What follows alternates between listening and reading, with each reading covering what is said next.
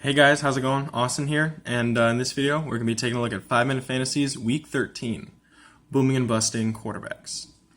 My start of the week this week is going to be Sam Darnold. He's going up against the Cincinnati Bengals, who, they've been giving up a ton of points to NFL quarterbacks, with the exception of last week. Mason Rudolph, who, he's really not playing well, especially with all the Pittsburgh Steelers starters that have been out.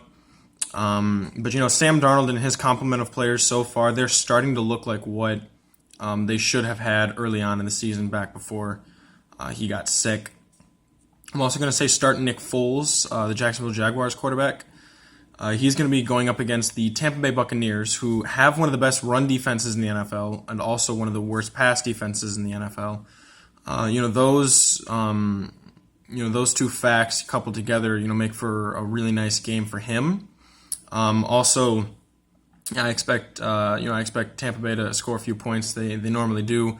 So this could turn into a mildly high scoring game. So look for Nick to have a decent game. I'm gonna say start Ryan Fitzpatrick. Fitzmagic, the beard, going up against the Philadelphia Eagles. I like the Philadelphia Eagles run defense, which is one of the reasons why I chose Philadelphia to win the game against Seattle, and why I said that Russell Wilson wasn't going to have a good game is because that everything that Seattle does is dependent on the run game offensively. But the same is not true with Miami. As long as Philadelphia has as bad of a pass defense as it does, especially in the secondary, I expect Ryan Fitzpatrick should be able to have a good game. At the same time, I'm going to say start Carson Wentz.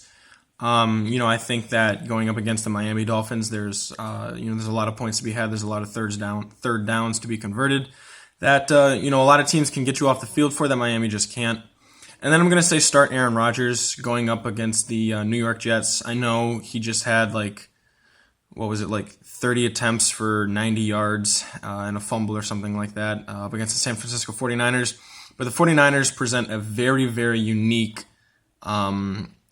challenge on the defensive line that none other team can present. So don't worry about Aaron Rodgers' production. He'll be back up against the Giants this week.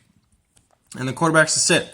I'm going to say you're definitely going to want to sit Baker Mayfield. Like I said last week, that Miami game was, Cleveland being emotional. They're like, oh yeah, look at us, like we can do a lot. But going up against this Pittsburgh Steelers defense in Pittsburgh, it's going to be probably one of the angriest crowds of the year, maybe one of the loudest noises, coupled with the fact that, Pittsburgh is really going to be angry, not about the situation, but, they're definitely going to be playing with some intensity. This is a rivalry game that Cleveland really shouldn't be winning it ever as far as Pittsburgh is concerned. So look for that defense to really shut down Baker. I'm going to say you're going to want to sit Drew Brees. I think this is going to be a low-scoring, running the football game, if there ever was one between Atlanta and New Orleans. I expect Latavius Murray actually to have a big impact on that game, as well as Devonta Freeman. So I'd be wary about starting Drew Brees. Deshaun Watson, you're going to want to sit Deshaun Watson. New England knows a lot about the Texans because Bill O'Brien, used to be in the Patriots facility, so offensive coordinator. And, Bill O'Brien, he's not a good coach. Everything that they do, Bill Belichick knows. I believe this is going to be either the second or the third matchup. I think this is going to be the third matchup between the Texans and the Patriots. And as much as I love Deshaun Watson, I can't stand the Houston Texans system that they have him in. And I love New England secondary, so I'm going to say be careful about starting him. If you have any other option, that would probably be the better of the two choices. Matt Ryan, for the same reasons I said about Drew Brees, except that New Orleans has a better pass rush and a better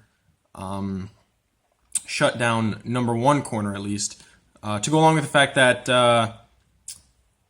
Austin Hooper probably won't play, and Julio Jones is day-to-day at this point.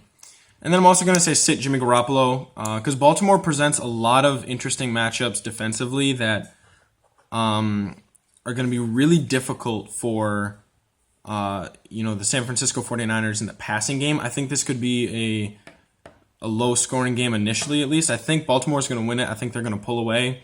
But be careful about starting Jimmy Garoppolo going up against the Ravens this week.